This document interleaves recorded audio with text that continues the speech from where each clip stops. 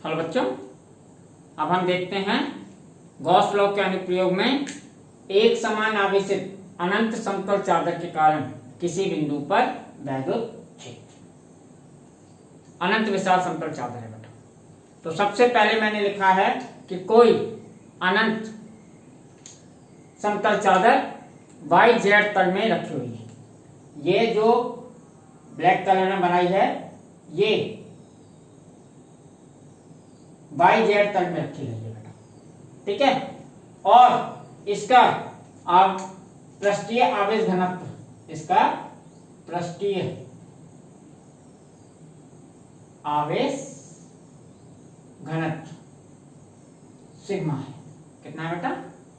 Sigma plus, इसको plus charge दिया गया। हमें इस समतल चादर के कारण कोई बिंदु P है जो कि इसके तल से r दूरी पर स्थित है। समतल चादर के तल से r दूरी पर स्थित किसी बिंदु P पर वैद्युत क्षेत्र की गणना करनी है। मान लीजिए वो बिंदु इसके आसपास कहीं भी रखी जा सकती है। मैं यहां मान लेता ज्यादा दूरी पर, ये कोई P बिंदु, यहां में वैद्युत क्षेत्र की गणना करनी। चलिए देखते हैं बेटा। तो गॉस लॉ की सहायता से जब हम किसी एक समान आवेशित निकाय के कारण वैद्युत क्षेत्र की गणना करते हैं तो सबसे पहले मैंने स्टेप बताया था कि सबसे पहले हम उस निकाय के कारण बनने वाले वैद्युत क्षेत्र के बारे में सोचेंगे कि उसके कारण वैद्युत क्षेत्र कैसा बनेगा। फिर उसके ऊपर एक गाउसीय सतह के बारे में सोचेंगे। तो सबसे पहले बेटा ये एक समान समतल चादर के कारण जो वैद्युत क्षेत्र बनता है वो कुछ इस प्रकार से बनता है जो मैंने ग्रीन लाइन से बनाया हुआ है। ये वैद्युत क्षेत्र कुछ इस प्रकार से है कि धनात्मक x अक्ष पर, धनात्मक x अक्ष की दिशा में एक समान और ऋणात्मक x अक्ष पर, ऋणात्मक x अक्ष की दिशा में एक समान वैद्युत क्षेत्र है। यानी प्लस x की तरफ प्लस x की डायरेक्शन में और माइनस x की तरफ माइनस x की डायरेक्शन में एक समान वैद्युत क्षेत्र है। सब दूरियां बराबर हैं तो आप इसको एक समान कह सकते हैं। और ये ठीक है, आप इसको ऐसे भी कह सकते हैं। ये वैद्युत क्षेत्र है E, किस डायरेक्शन में? I डायरेक्शन में। ये वाला किस? I है। और इस साइड में जो है वो है बेटा परिमाण समान रहेगा परंतु दिशा इसकी विपरीत है। वो I दिशा में है तो ये किस में होगा? माइनस। तो इस पूरे को आप एक समान नहीं कह सकते, पर प्लस x की तरफ एक प्रकार का एक समान है और माइनस x की तरफ दूसरी प्रकार का एक समान है। और परिमाण अगर पूरे के लिए बात की जाए तो समान। चलिए बातें अभी और आएंगी बाद में, पहले हम रिजल्ट निकालते हैं। तो इतना आप समझ गए कि ये वैद्युत क्षेत्र बेटा प्लस x दिशा में है। देखिए सब वैद्युत क्षेत्र रेखाएं प्लस x में है और पीछे की तरफ से माइनस x की तरफ। तो x दिशा में ये वैद्युत क्षेत्र रेखाएं हैं। y और z दिशा में कोई भी वैद्युत क्षेत्र रेखाएं नहीं है। इसको बेटा ऐसे समझिए, ये कोई समतल चादर है, ये कोई समतल चादर है। ये ऐसे रखिए बेटा YZ तल में। इसका ये है y और ये जो है z, ये z और ये y। और इसके कारण जो वैद्युत क्षेत्र रेखाएं होंगी ऐसे पीछे। ये एक ही तल है, इस आवेश के कारण आगे भी होंगी और पीछे भी होंगी। बेटा ऊपर और नीचे नहीं होंगी क्योंकि ये अनंत विशाल है। क्या है बेटा? अनंत विशाल। तो बेटा अभी तो आपको ये सिरा दिखाई दे रहा है, बल्कि ये सिरा होगा ही, ये तो बहुत लंबा है, जो अनंत पर जा रहे हैं ये समतल चादर। तो अभी आप ये समझ के चलिएगा इधर नीचे या इधर कोई वैद्युत क्षेत्र रेखाएं नहीं है क्योंकि ये अनंत विशाल है। इसीलिए इसका एजम्पशंस लिया है अनंत विशाल। नहीं तो बेटा अनंत लेते ही नहीं, समतल चादर ले लेते। तो एजम्पशंस को समझिएगा। एजम्पशंस ये है कि ये अनंत विशाल है तो इसका कोई सिरा इधर नहीं है। इसलिए इसका ऐसा सिमेट्रिकल वैद्युत क्षेत्र बना कि प्लस x अक्ष पर प्लस x की दिशा में एक समान और माइनस x की दिशा में माइनस x एक्सिस पर माइनस x की दिशा में एक समान।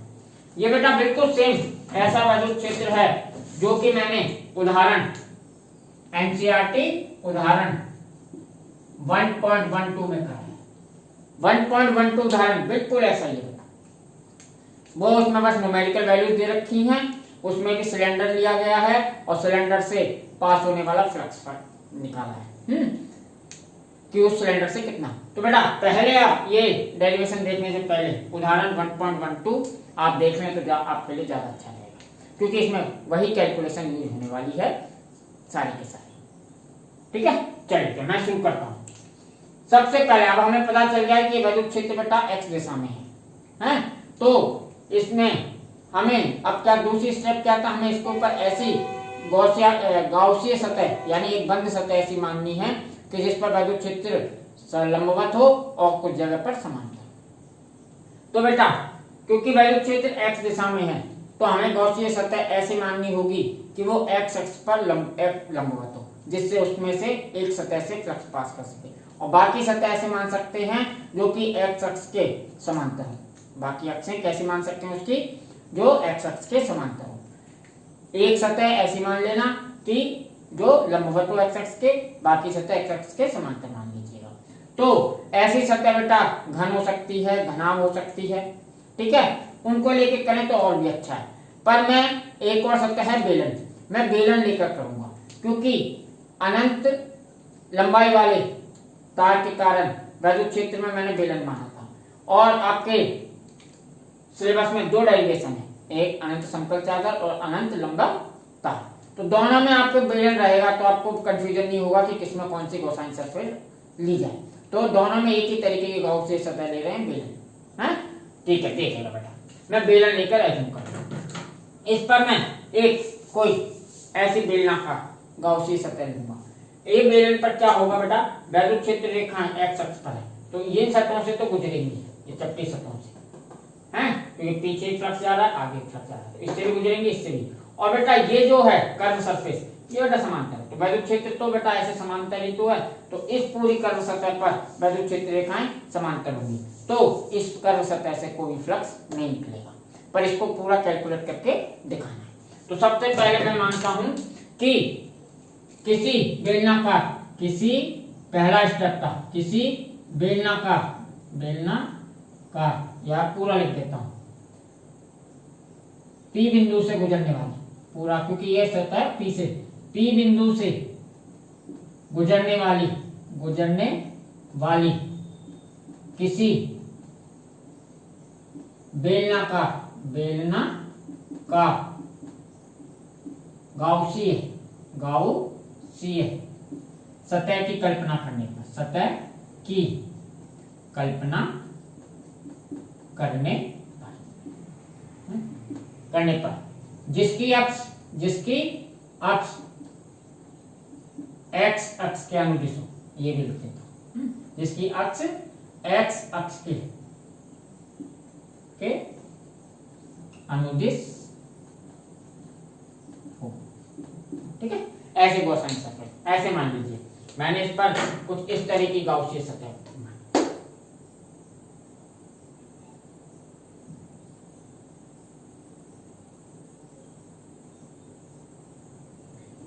कुछ इस तरह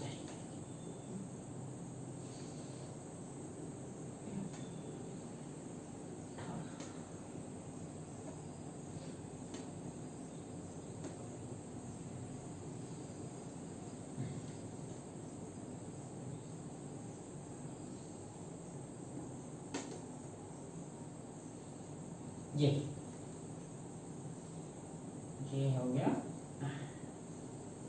इससे क्या हुआ, इसका P पॉइंट इसकी चपटी सतह पर आ गया, बेलन की सतह पर आ गया। कौन सी सतह पर आ गया, चपटी। तो कोई भी कोसाइन सतह ऐसी जरूर लेते हैं जो कि उस बिंदु से अवश्य गुजरे जिस बिंदु पर वैद्युत क्षेत्र ज्ञात करना होता है। तो P बिंदु पर हमें वैद्युत क्षेत्र ज्ञात करना है, तो P से ये गुजर रही है। इसमें अब देखते हैं, अब हमें क्या करना होगा, इसकी मैंने एक चीज और लिखी, इसकी अक्ष x अक्ष के समांतर होगा, तो ये बेटा इसकी अक्ष है, वैद्युत क्षेत्र की अक्ष है, तो ये x अक्ष के अनुदिश है।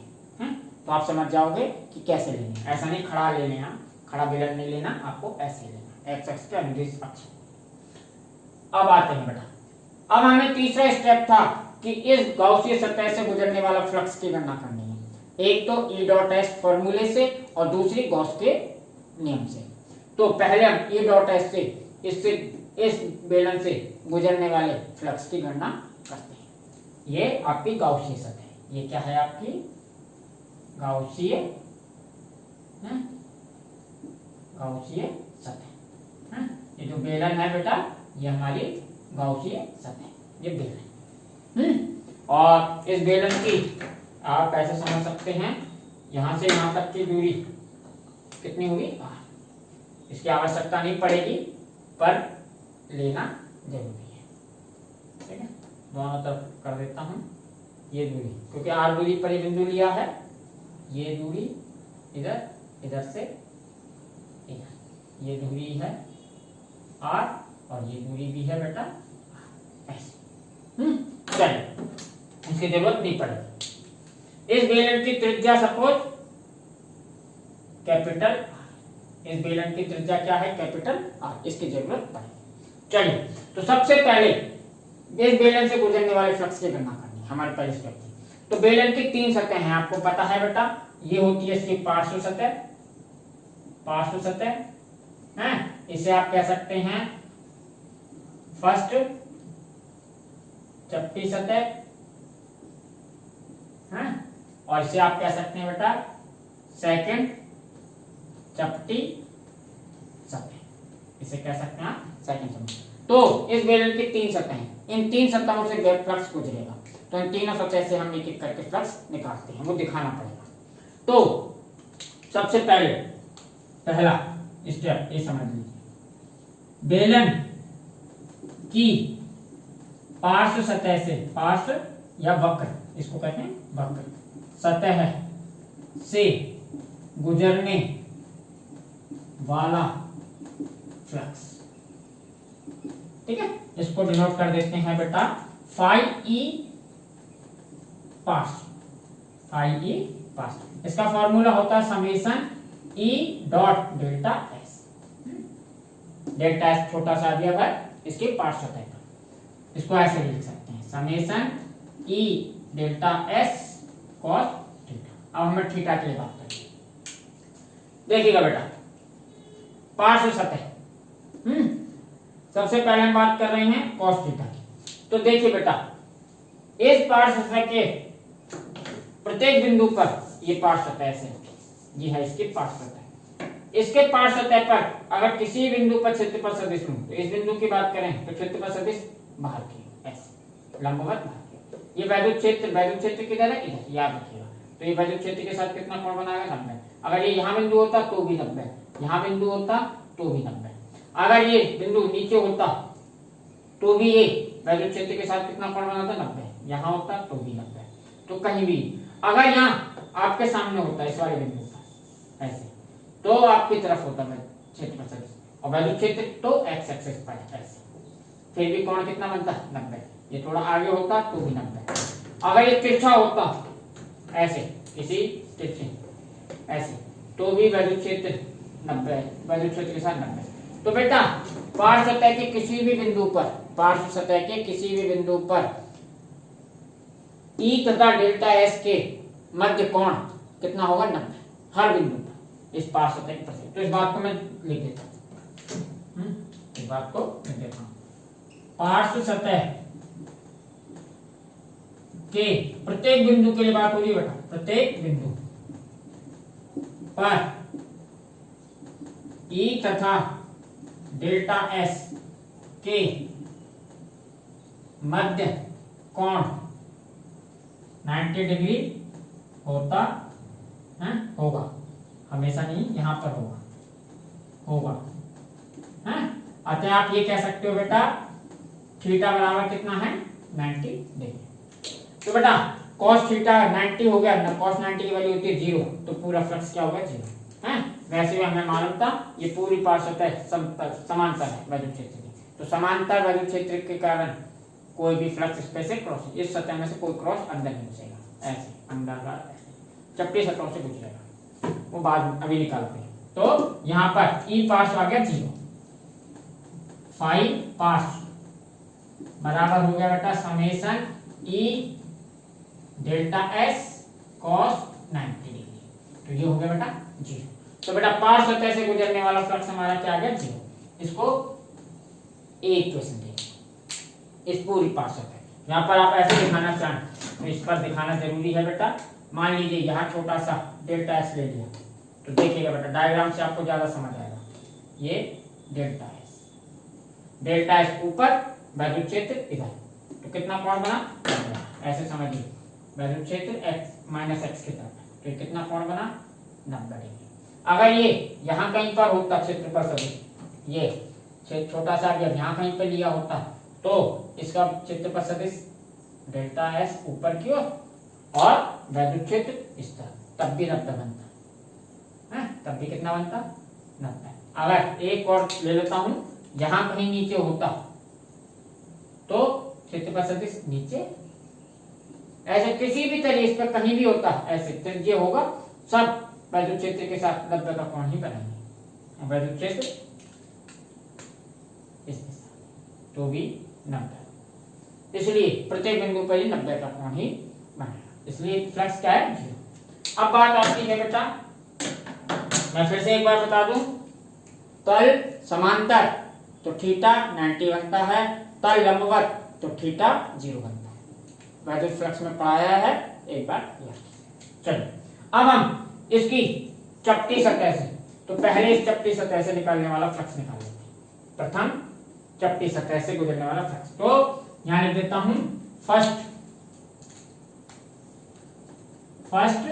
चपटी सतह से गुजरने वाला फ्लक्स, ठीक है ना, तो इसको डिनोट कर देता हूं फाई ई, फर्स्ट चपटी, इतने से आप समझते हैं, ये भी formula E dot delta S, ठीक है, इसको लिख सकते हैं बेटा समेशन ई delta S cos 0 cos theta. अब थीटा के बारे में पता नहीं, बता, तो बेटा यहां देखिएगा, इस पर क्षेत्रफल सदिश, मान लीजिए छोटा सा अवयव यहां ले लिया, तो इसका एरिया वेक्टर किधर होगा, बाहर की,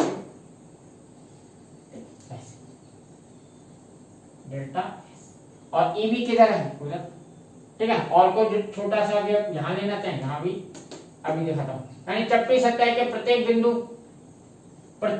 पर ई और डेल्टा एस के बीच कोण 0 होगा, देखिएगा, ये चपटी सतह है, चपटी सतह का क्षेत्रफल सदिश इस तल के क्या होगा, लंब होगा, इस तल के लंब, ऐसे बाहर, और क्षेत्र में वैद्युत क्षेत्र भी किधर है, बाहर, तो ई और डेल्टा एस के बीच कोण हमेशा क्या बनेगा, 0, इसके प्रत्येक बिंदु पर, किस कहीं भी रख दीजिए हमेशा, कहीं भी, तो बाहर, ऐसे ही इसका पीछे, इसके लिए बाद में बात करेंगे, ये दूसरी चपटी सतह, पहले पहली की ऐसे, तो बेटा यहां लिख देता हूं,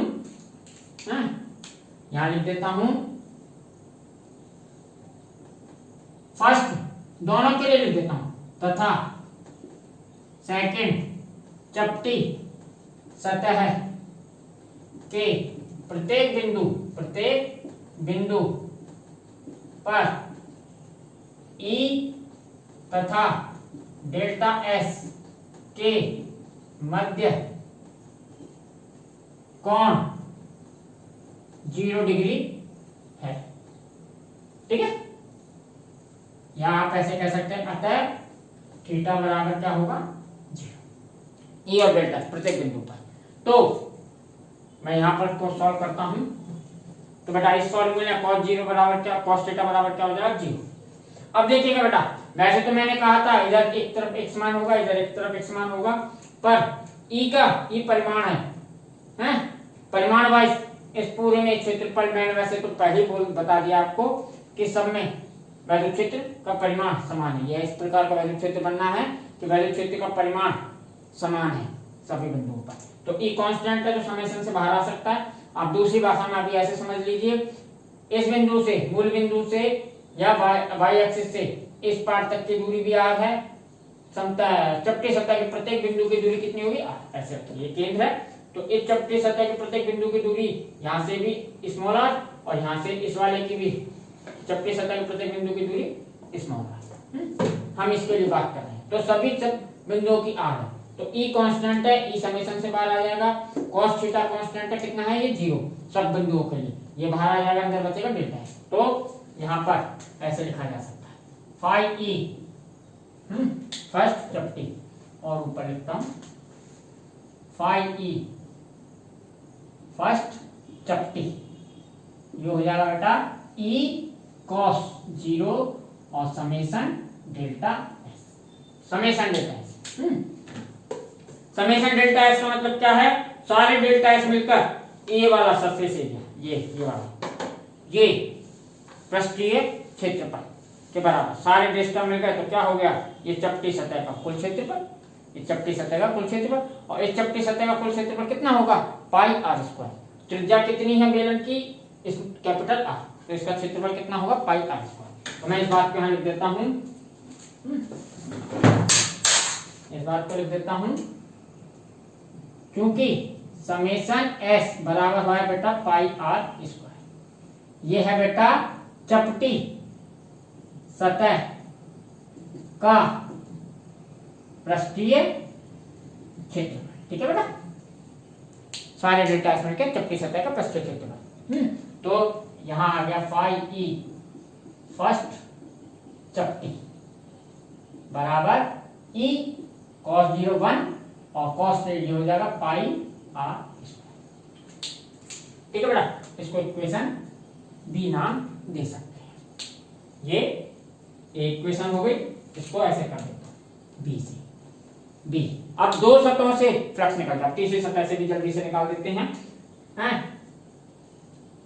सेकंड चपटी सतह से गुजरने वाला फ्लक्स, वैसे तो आप सिमेट्री से समझ सकते हो, सेम ही गुजरेगा, इतना ही गुजरेगा, पर लिखना तो हमें एक्सप्रेस तो करना पड़ेगा बेटा एग्जाम में, शॉर्टकट नहीं मानना, ठीक है। तो फाई ई सेकंड चपटी, formula summation E dot delta S vector, okay, summation E S E delta S cos theta, ये हो गया। मैंने ये बात यहाँ लिखी थी, फर्स्ट तथा सेकंड, ये दोनों के लिए सत्य था बेटा, ये दोनों के लिए। इसके प्रत्येक बिंदु पर अगर डेल्टा एस की बात की जाए तो डेल्टा एस ऐसे होगा, बाहर की ओर होता है, द्वितीय सतह ये है, इसका क्षेत्रफल सदिश होगा ऐसे बाहर की ओर, कभी बेलन के अंदर नहीं होता, बाहर की प्रत्येक बिंदु का।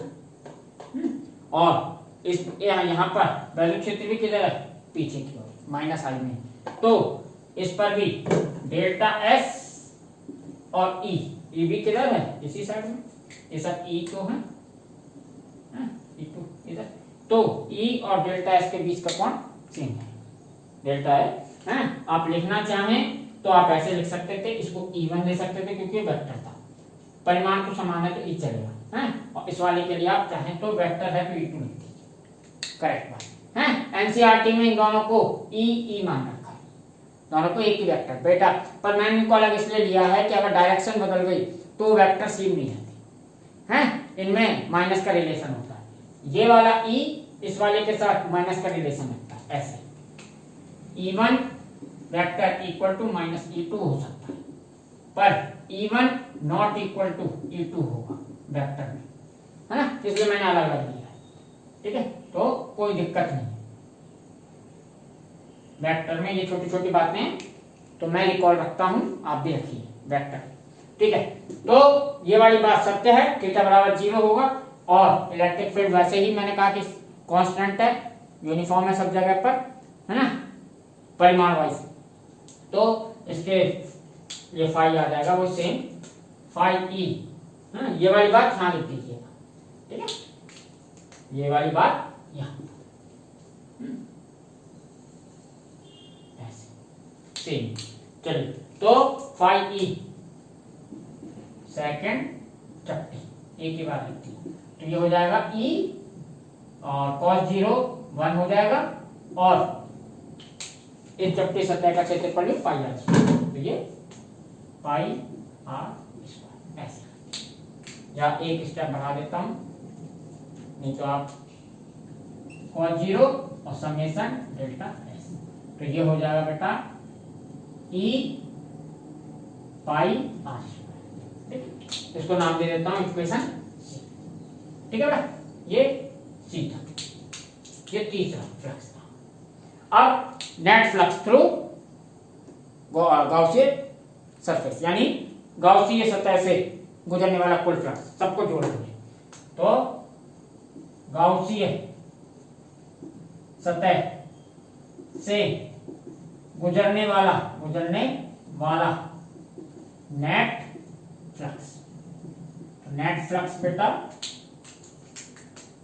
फाई ई नेट बराबर फाई ई पार्स, तीनों सतहों का जुड़ेगा, फाई ई फर्स्ट चपटी प्लस फाई ई सेकेंड चपटी, फर्स्ट चपटी। तो पार्स तो जीरो है, ये तो विद्युत फ्लक्स कितना है, जीरो। पार्स होता है ऐसे, फर्स्ट चपटी से गुजरा था ये ई पाई आर स्क्वायर और ये ई पाई आर स्क्वायर, ये देखिए ना, दोनों जुड़ गए तो क्या आ गया, यहाँ लिख देता हूँ एक स्टेप और, फाई ई नेट बराबर आ गया बेटा 2 ई पाई आर स्क्वायर, ये आ गया फ्लक्स इस कंप्लीट गाउसियन पृष्ठ से गुजरने वाला फ्लक्स।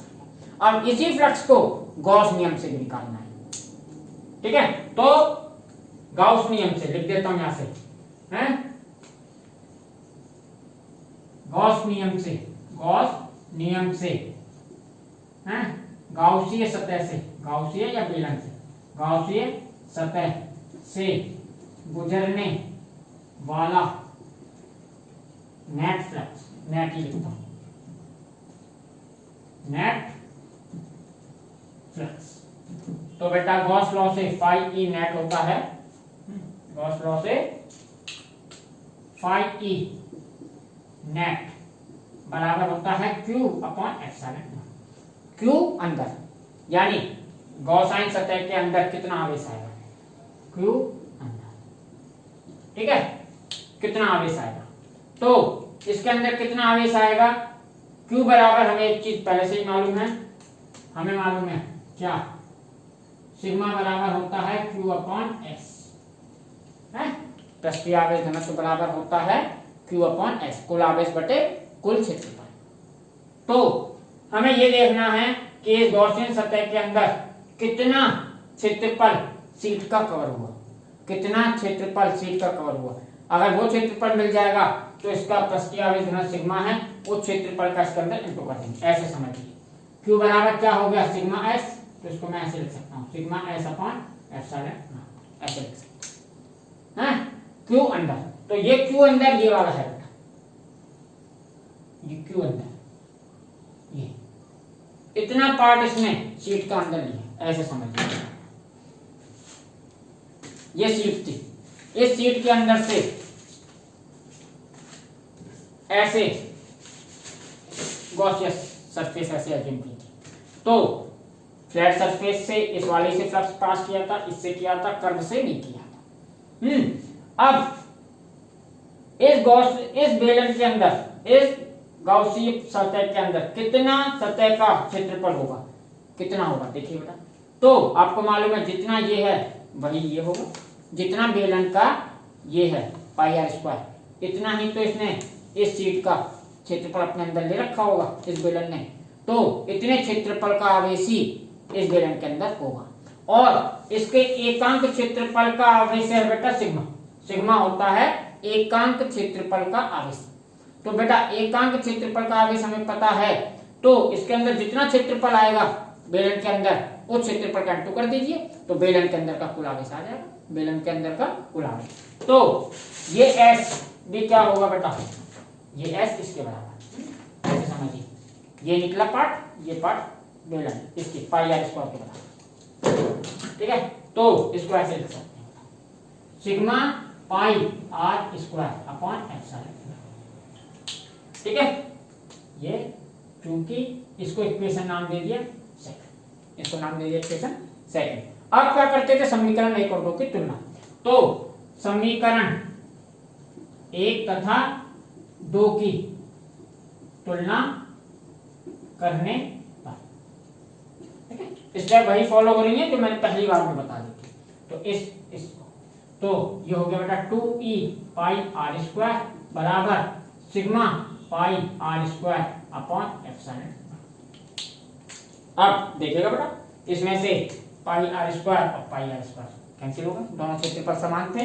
तो ई बराबर क्या आ गया, ई बराबर आ गया बेटा सिग्मा 2 एप्सिलॉन, ई बराबर ई 2 इधर चला गया तो ये हमारा रिजल्ट है, ये हमारा रिजल्ट है कि अनंत विशाल या अनंत समतल चादर, अनंत समतल चादर के कारण वैद्युत या विद्युत क्षेत्र अनंत, ये रिजल्ट। ठीक है, इस रिजल्ट में एक बहुत अच्छी बात है कि इसमें बेटा आर का उपयोग हुआ ही नहीं, ये आर दूरी पर देते हैं तो इस आर का तो यहाँ यूज ही नहीं हुआ, आर का यूज ही नहीं हुआ। इट मीन्स ये वैद्युत क्षेत्र आर पर निर्भर ही नहीं करता, आर पर निर्भर नहीं करता। इसके आसपास कोई भी बिंदु आए, सभी बिंदुओं पर वैद्युत क्षेत्र इतना ही रहेगा, क्योंकि पृष्ठीय आवेश घनत्व तो बदलेगा नहीं। एक बार जो सतह ले ली उस सतह का पृष्ठीय आवेश घनत्व उतना ही रहेगा। एप्सिलॉन तो कांस्टेंट होता है, तो वैद्युत क्षेत्र भी क्या हो गया, कांस्टेंट। सभी बिंदुओं पर आसपास आर आ ही नहीं रहा। तो ये बात तो मैं बेटा आपने पहले भी मेरी सोची होगी, जब मैंने सबसे पहले बताया था कि ये एक समान वैद्युत क्षेत्र है, प्लस एक्स दिशा में प्लस एक्स की दिशा में एक समान है और माइनस एक्स दिशा में माइनस एक्स दिशा की ओर एक समान है। तो दूरी तो आई नहीं, क्योंकि अगर एक समान कह दिया तो सभी बिंदुओं पर वैद्युत क्षेत्र क्या रहेगा, परिमाण सबका समान रहेगा। यह अच्छी बात है कि एक तरफ दिशा अलग है, दूसरी तरफ दिशा अलग है, इसलिए पूरे को एक समान नहीं कह रहा, नहीं तो पूरे को एक समान कह देता, पर परिमाण दोनों का, परिमाण पूरे का एक ही है, परिमाण एक ही है। तो बेटा इसलिए इसमें एक बहुत अच्छी बात आई कि समतल चादर के कारण वैद्युत क्षेत्र दूरी पर निर्भर नहीं करता, उसके आसपास सभी बिंदु, आसपास इसलिए ले लेते हैं क्योंकि अनंत विशाल तो चादर संभव है नहीं। तो अगर छोटी चादर भी होगी परिमित आकार की, तो उसके नियर बिंदु होगी, बहुत पास बिंदु होगा, तो पास बिंदु के सापेक्ष वो पूरी चादर क्या मान ली जाएगी, अनंत विशाल, क्या मान ली जाएगी, अनंत विशाल।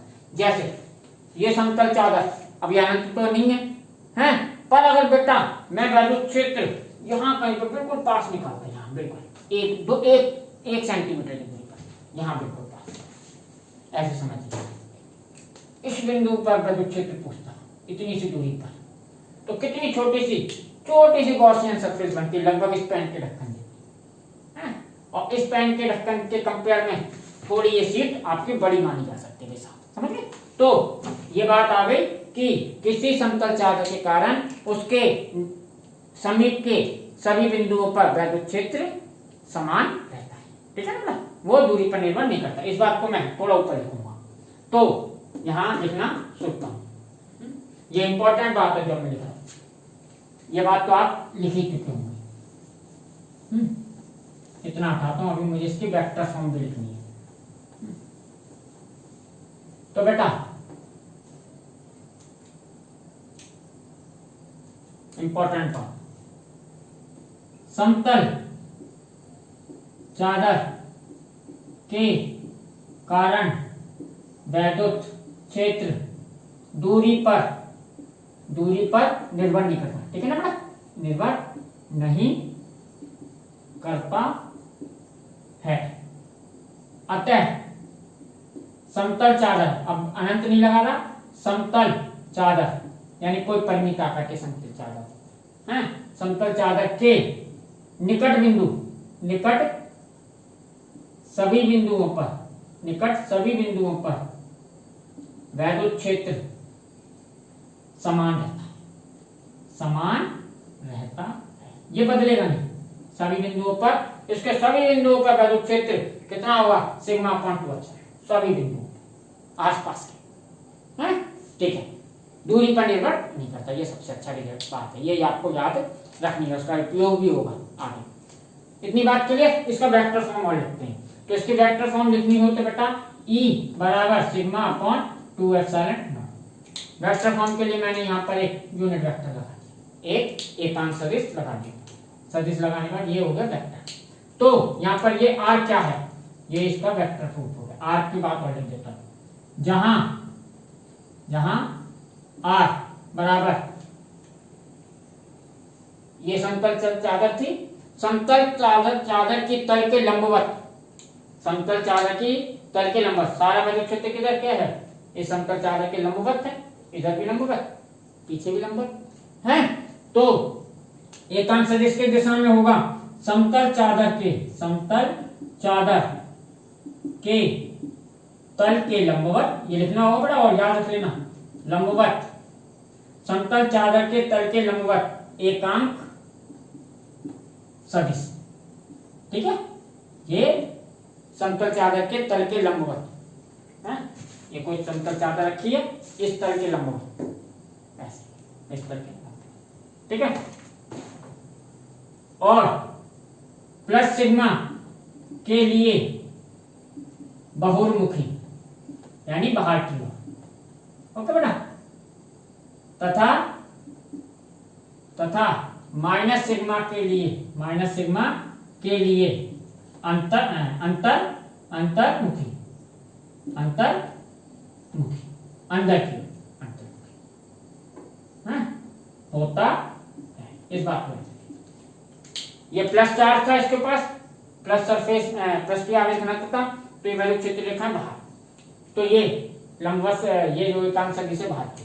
अगर ये माइनस होता, सरफेस चार्ज डेंसिटी माइनस होती, ये प्लस चार्ज की जगह क्या होता है इस चादर पर माइनस, तो ये वैद्युत क्षेत्र रेखाएं ऐसी बनती, बस अंदर हो जाती, इधर भी अंदर इधर भी, तो ये बहुत मैंने लिखी। तो आर इज एकांक, आर क्या है, कोई समतल चादर के तल के लंबवत एकांक सदिश जिसकी दिशा जो प्लस सिग्मा के लिए बाहर की ओर और माइनस सिग्मा के लिए अंदर की ओर होता है। ठीक है, तो अब ये दोनों बातें आपको याद रखनी और ये रिजल्ट याद रखना, ये इसका सदिश होता है, ये इसका क्या है बेटा, वेक्टर फॉर्म सदिश। डायरेक्शन को जरूर याद रखिएगा बेटा, डायरेक्शन ही आपका दिमाग बढ़ाएंगी और डायरेक्शन से ही सारे क्वेश्चन सॉल्व होंगे।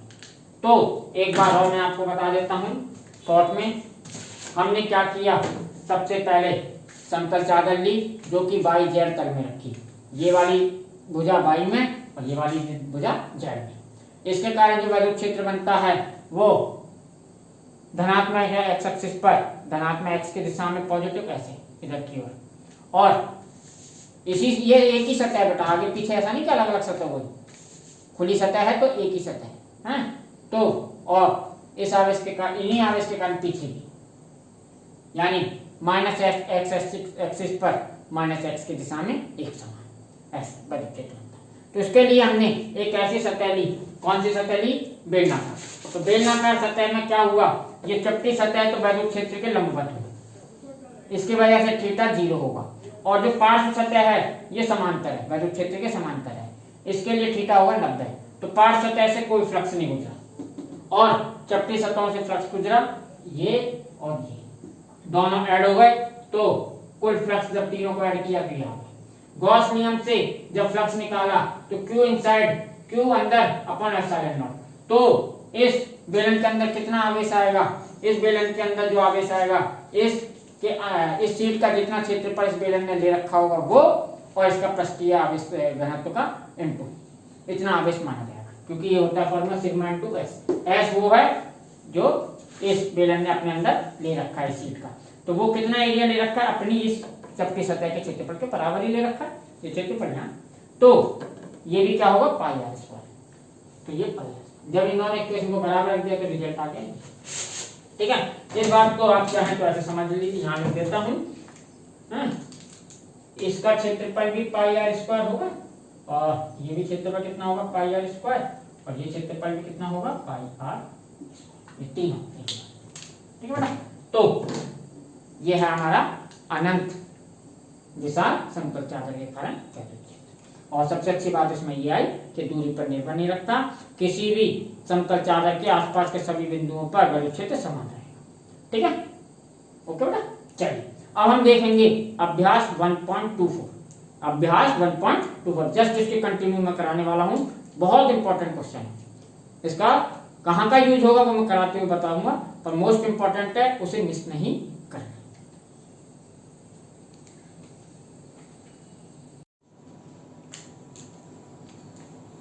चलिए बच्चों, अब हम देखते हैं अभ्यास 1.24 एनसीईआरटी। ये बेटा अनंत विशाल समतल चादर के ऊपर आधारित सवाल है। चलिए सवाल क्या कहता है, दो बड़ी पतली धातु की प्लेटें एक दूसरे के समांतर एवं निकट हैं। इनके भीतरी फलकों पर प्लेटों के पृष्ठीय आवेश घनत्वों के चिन्ह विपरीत हैं तथा इसका परिमाण 70 into 10⁻⁻22 coulomb per metre square है। ठीक है, पहली प्लेट के बाह्य क्षेत्र में बी पार्ट है, दूसरी प्लेट के बाह्य क्षेत्र में सी पार्ट है। दोनों प्लेटों के बीच में वैद्युत क्षेत्र का परिमाण परिकलित कीजिए। मैं अपनी लैंग्वेज में एक्सप्लेन करता हूं क्वेश्चन को कि दो प्लेटें हैं धातु की, हैं बड़ी प्लेटें हैं विशाल, ठीक है, ये एक दूसरे के समांतर रखी हैं। इनके ऊपर जो आवेश घनत्व है वो विपरीत है, एक पर प्लस सिग्मा है तो एक पर माइनस सिग्मा है। आवेश घनत्व के चिन्ह विपरीत है पर दोनों के परिमाण समान है, इसलिए सिग्मा सिग्मा, दोनों के परिमाण समान है। इन्होंने पूछा है कि पहली प्लेट के बाहर बिंदु पर, बी पार्ट पूछा है दूसरे बिंदु के बाहर बिंदु पर, और तीसरा पार्ट पूछा है दोनों प्लेटों के मध्य में वैद्युत क्षेत्र ज्ञात कीजिए। चलिए तो पहले हम इस बिंदु की बात करते हैं। ये कोई बाहर बिंदु ले लें, इस बिंदु को नाम दे दिया मैंने P, इस बिंदु को नाम दे दिया P। तो P पर वैद्युत क्षेत्र, तो P पर प्लस आवेश की ये प्लेट है।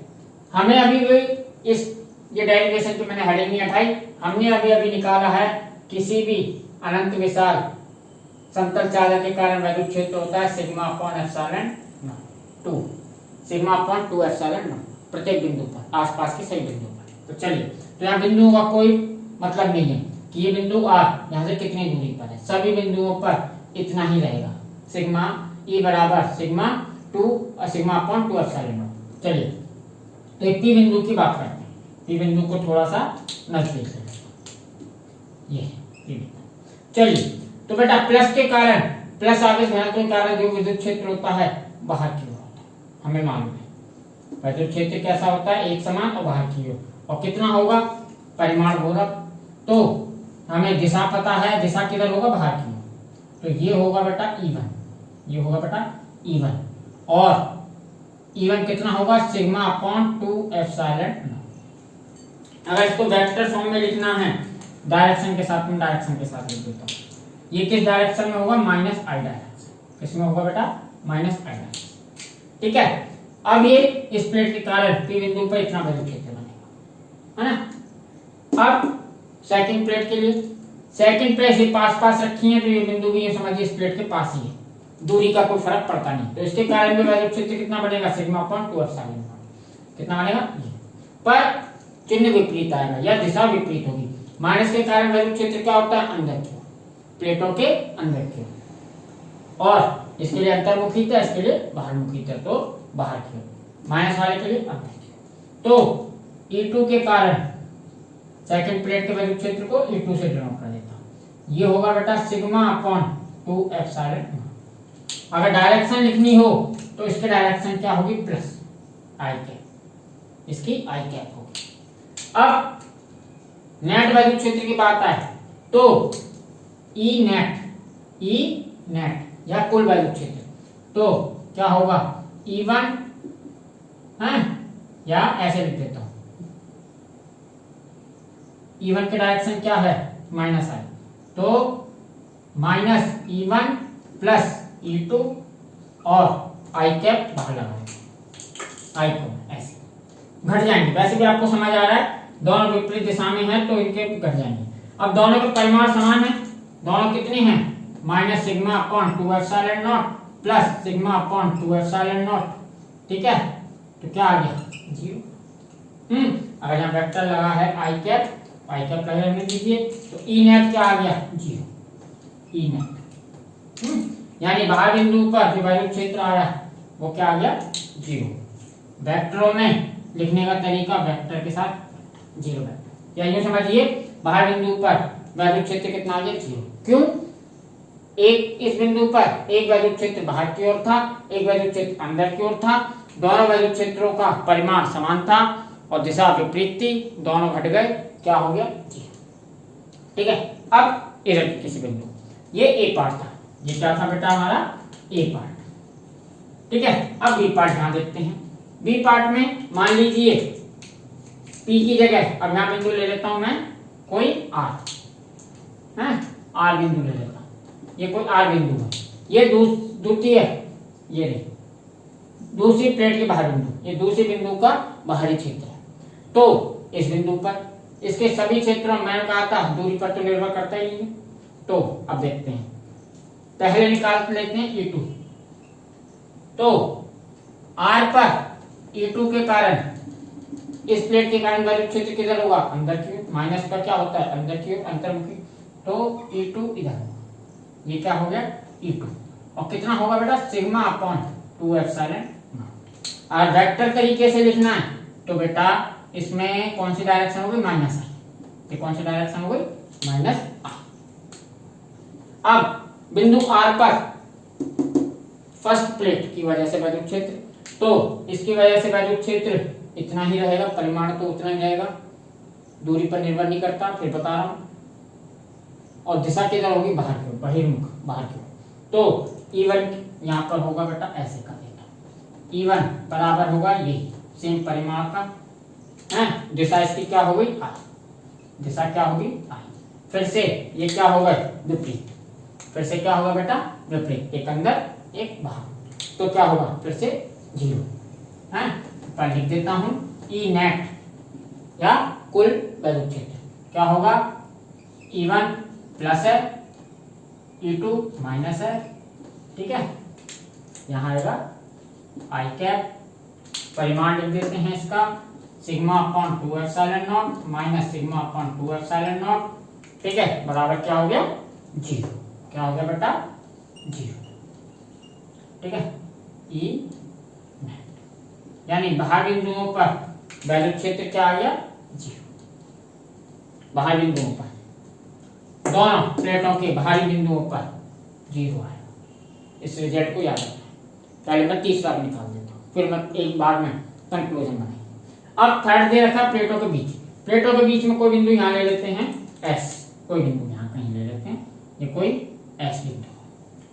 ठीक है, अब S बिंदु पर इसके कारण वैद्युत क्षेत्र किधर होगा, बाहर की ओर, पहली प्लेट के कारण E1, ये हो गया E1 कितना होगा sigma upon 2 epsilon not. Vector में लिखना है तो वेक्टर में लिख दीजिए, वेक्टर लगा दिया, डायरेक्शन क्या है आई, हाँ इस दिशा में है, ये कौन सी दिशा x, तो ये आई।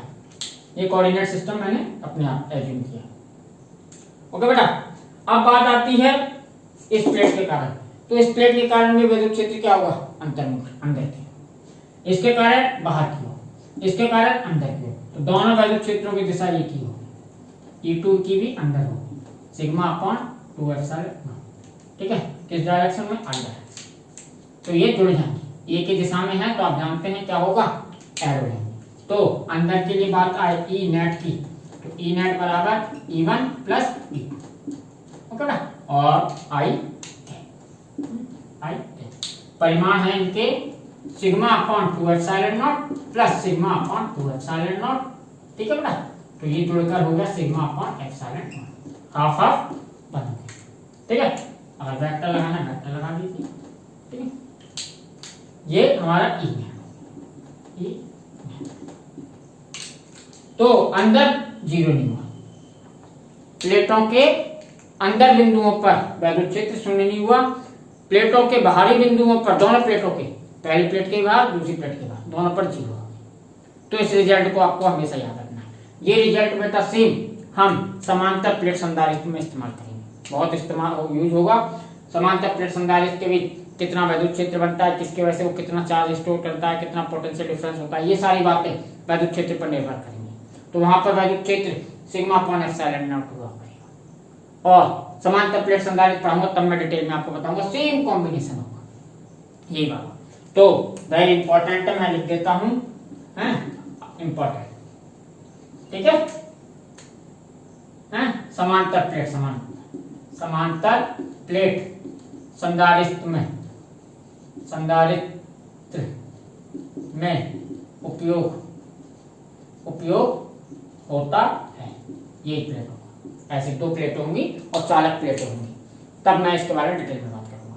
तो इसको रिजल्ट को आपको याद करना है। निष्कर्ष क्या निकला कि समान आवेश घनत्व, सॉरी विपरीत परंतु समान परिमाण के आवेश घनत्व वाली प्लेटों के बाह्य बिंदुओं पर विद्युत क्षेत्र शून्य होता है और अंदर बिंदु पर, आंतरिक बिंदु पर विद्युत क्षेत्र सिग्मा अपॉन एप्सिलॉन नॉट होता है। इस बात को, निष्कर्ष को मैं लिखूंगा। निष्कर्ष इसका बहुत इंपॉर्टेंट है, या आप याद रखें, आपकी मर्जी है, जैसे या सॉल्व करके निकालना चाहे सॉल्व करके।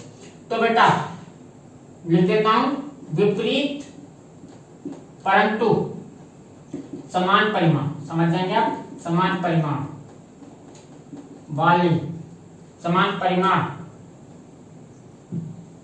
आवेश घनत्व, आवेश घनत्व, घनत्वों वाली प्लेटों, प्लेटों के बाह्य बिंदुओं पर, बाह्य बिंदुओं पर, बाह्य बिंदुओं पर, बाह्य सभी बिंदुओं पर, बाह्य बिंदुओं लिख दिया, सभी बिंदुओं पर विद्युत क्षेत्र का परिमाण, विद्युत क्षेत्र का परिमाण शून्य, ठीक है बेटा, शून्य, तथा आंतरिक बिंदुओं पर, आंतरिक बिंदुओं पर, आंतरिक बिंदुओं पर सिग्मा अपॉन 2 एप्सिलॉन, सॉरी 2 नहीं आएगा, epsilon, sigma upon epsilon naught होता है।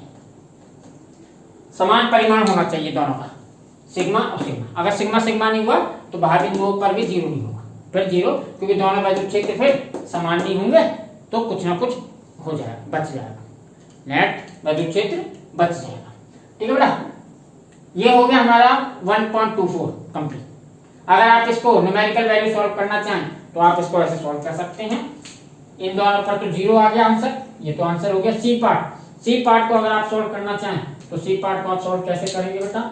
सी पार्ट अंदर विद्युत क्षेत्र कितना परिमाण पूछा है तो मैं दिशा की बात ही नहीं करूंगा, है विद्युत क्षेत्र का परिमाण पूछा है तो E बराबर हो गया सिग्मा अपॉन एप्सिलॉन। तो सिग्मा दे रखा है बेटा 17 into 10 to the power minus 22 और एप्सिलॉन नॉट होता है 8.85 into 10 to the power minus 12। तो ये करीब आ जाता है बेटा 1.92 और power 10 to the power minus 10। अगर यूनिट लिखनी है newton per coulomb, newton per coulomb. बेटा बुक में आंसर मैच नहीं करेगा, बुक में आंसर दे रखा बस 1.92 ओनली। तो या तो आपको आंसर ये लिखना होगा, ये बात करेक्ट है, या फिर यहाँ सरफेस चार्ज डेंसिटी -22 की जगह क्या लेनी होगी बेटा? -12। -12 मेरे ख्याल से ज्यादा सही था, मिसप्रिंट हो गया। ठीक है, तो आंसर को मैच कराना है तो ये क्या लेना होगा 12, तो 12 से 12 कैंसिल हो जाएगा, यहाँ क्या बचेगा 1.9। तो ये करेक्शन आप कर लीजिए। चलिए ये रिजल्ट हो गया, इंपॉर्टेंट था। अब एक बात और, एक और इंपॉर्टेंट चीज है जो कि बताता हूँ, बोर्ड एग्जाम में पूछ ली जाती है, अक्सर कर पूछा गया। ये तो विपरीत आवेश वाली एक कॉम्बिनेशन और बन सकता है कि प्लेटें समान आवेश घनत्व वाली हो, इस पर भी प्लस हो और इस पर भी प्लस हो, तो क्या होगा? माइनस भी हो सकता है, रिजल्ट सेम आएंगे बस दिशाओं की थोड़ी सी बात अलग हो जाएगी। अगर दो प्लेटें ऐसी हैं, ये मैं एडिशनल बता रहा हूं क्योंकि बेटा ऐसे बोर्ड एग्जाम में न्यूमेरिकल आते हैं। तो एक केस हो गया, दूसरा केस और जल्दी से देख लेते हैं। तो देखिएगा बेटा, इसमें इसके भी तीनों बिंदुओं पर हम देखते हैं विद्युत क्षेत्र, अगर ऐसा हो दोनों का आवेश घनत्व तो समान हो, परिमाण में भी और प्रकृति में भी, ये भी प्लस सिग्मा और ये भी प्लस सिग्मा, दोनों सिग्मा सिग्मा है, माइनस प्लस नहीं है। चलिए तो मान लीजिए ये कोई पी बिंदु है, इसके लिए पहले बात करते हैं। तो देखिएगा बेटा, पहले फर्स्ट प्लेट के लिए, तो फर्स्ट प्लेट के लिए बहुर्मुखी ये, और कितना होगा? E1 बराबर सिग्मा अपॉन 2 एप्सिलॉन। ठीक है, डायरेक्शन क्या हो गई? Minus sign. ठीक है, अब दूसरी प्लेट के कारण, इसके कारण भी विद्युत क्षेत्र कितना होगा? बहुर्मुखी, बाहर की ओर। तो बेटा E2 भी क्या होगा? सिग्मा अपॉन 2 एप्सिलॉन नॉट, दूरी का तो फर्क पड़ता ही नहीं, किस दिशा में? माइनस साइन दिशा। तो दोनों विद्युत क्षेत्र अगर एक ही दिशा में हैं तो क्या होगा? जुड़ जाएंगे। तो phi E net, phi E sorry phi लिख दिया, वैद्युत क्षेत्र ई नेट है बेटा, ये हो जाएगा बेटा, दोनों जुड़ जाएंगे तो कितना हो जाएगा, सिग्मा अपॉन 2m, 2 हट जाएगा बेटा, आप समझ जाएंगे दोनों जुड़ के क्या हो जाते हैं, ये रहे जुड़ के sigma upon epsilon not, sigma upon epsilon not, और डायरेक्शन मिल जाएगी इसको माइनस आई, दोनों की माइनस आई है ना, तो माइनस आई। ऐसे ही पी बिंदु पर हो गया, ऐसे ही यहाँ पे ये मान लीजिए कोई आर बिंदु था, या बिंदु, तो इसकी वजह से वैद्युत क्षेत्र बाहर, इसकी वजह से बाहर, दोनों की एक ही डायरेक्शन होगी, दोनों बहुर्मुखी। तो ऐसे लिख देता हूं मैं, पहली प्लेट के कारण E1 के कारण सिग्मा अपॉन 2 एप्सिलॉन नॉट, ठीक है, और डायरेक्शन इसकी आई, अब क्या हो गई आई के, और पहले दूसरी प्लेट के कारण भी इसी दिशा में होगा, ठीक है, दोनों वैसे सेम लेंथ के होंगे। E2 बराबर हो गया सिग्मा अपॉन 2 एप्सिलॉन है, यूनिट वेक्टर आई, ये भी किस दिशा में होगा आई, दोनों बाहर की। तो इसका भी नेट क्या आ गया, वैद्युत क्षेत्र E नेट बराबर सिग्मा अपॉन एप्सिलॉन नॉट, दोनों जुड़ जाएंगे और डायरेक्शन बस ये रहेगी आई। वैसे भी आपको दिखाई दे रहा है, इन दोनों को वैसे वैद्युत क्षेत्र बाहर की ओर, इस अगर इधर बिंदु हो तो ऐसे, ठीक है। अब आंतरिक बिंदु, तो देखिए आंतरिक बिंदु मान लीजिए ये कोण है S, तो देखिएगा बेटा, पहली प्लेट के कारण बाहर की ओर, ये हो गया E2, E1, पहली प्लेट है ना, ब्लैक वाला पैंट पहली प्लेट के लिए, सिग्मा अपॉन एप्सिलॉन, डायरेक्शन लिखनी हो तो आई, और इस वाले की वजह से भी बहुत ऐसे बाहर की ओर होती है, इसकी वजह से ऐसे बाहर की ओर, इसकी वजह से क्योंकि ये प्लेट इसके इधर पड़ रही है, ये प्लेट, ये पॉइंट इस प्लेट के इधर था, तो इस प्लेट की वजह से पीछे ऐसे, तो ये हो जाएगा E2, ये होगा सिग्मा अपॉन 2 एप्सिलॉन, ठीक है, डायरेक्शन इसकी होगी माइनस आई, वैसे भी दिख रहा है विपरीत दिशा में, तो इनके वजह से नेट वैद्युत क्षेत्र क्या हो जाएगा, शून्य, क्या हो जाएगा बेटा।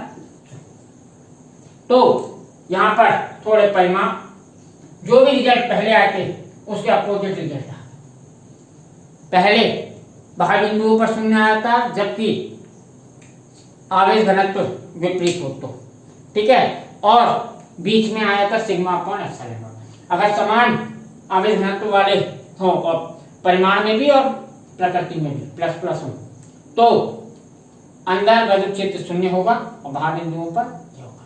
तो इस वाले के लिए इसका विपरीत लिखा जाएगा, इसका विपरीत। अगर ये बेटा आवेश घनत्व माइनस होता, क्या होता, माइनस, ये भी माइनस होता, ये माइनस, तो रिजल्ट तो ये जाते, परिमाण तो ये जाते, बस दिशाएं बदल जाती हैं, जहाँ आई है यहाँ माइनस आई है तो प्लस आई हो जाती, और वो प्लस आई है तो वो माइनस आई हो जाती, बस इतना। और यहाँ पर उल्टे हो जाते, जो E1 है वो इस साइड होता, E2 दिशा बदल जाती, पर रिजल्ट ये जाते। तो इस रिजल्ट को आप चाहो तो ऐसे लिख दीजिए, या मैं लिख देता हूँ इसके लिए निष्कर्ष, 1 मिनट लगेगा, शॉर्टकट नहीं मारते, आप नोट्स बना लीजिएगा बेटा, आपके लिए लिखता हूँ, अदरवाइज मैं बोल तो 1 ही मिनट में देता हूँ, पर मैं बेटा आपके लिए लिखता हूँ कि आप अच्छी तरह से लिख लें, क्योंकि अभी लेक्चर में तो मैं पहले भी कह चुका हूँ बेटा, लेक्चर में जो जितनी बातें बताई जाती हैं सब याद नहीं रहती, लिखने के बाद उसे पढ़ते हैं तो सब याद रहता है। चलिएगा बेटा, तो इसके लिए लिख देता हूँ समान आवेश घनत्व, समान परिमाण वाई और प्रकृति वाई, ठीक है, लिख देता हूँ दोनों बात, समान परिमाण तथा प्रकृति आवेश घनत्वों वाली प्लेटों के बाह्य बिंदुओं पर वैद्युत क्षेत्र का परिमाण सिग्मा अपॉन एप्सिलॉन नॉट तथा आंतरिक बिंदुओं पर